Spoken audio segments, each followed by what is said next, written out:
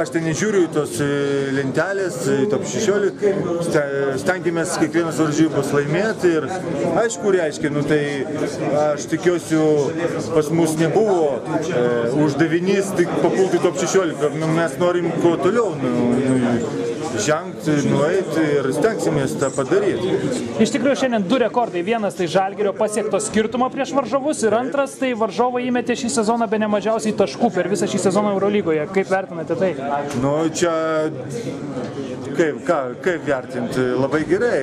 Mes tą pasiekėm savo kovingumu, savo noru ir visi gerai labai padėdavo gynyboje, puolime, gražiai vaikščiojo kamuolys ir dėka to ir toks rezultatas.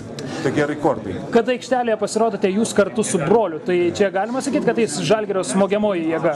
Ne, kokia čia jūs dar nematėte. Ne, iš tikrųjų, stengiamės žaisti kaip kiekvienas iš mūsų. Stengiamės ir gal ten kažkam mes geriau vienas kitą jaučiam, padedam vienas kitą, bet iš tikrųjų visi gerai sutarėm, visi gerai jaučiamės aikšteliai. Aš su Pauliu galiu gerai jaustis ir su Džefu Futu, taip ir su broliu.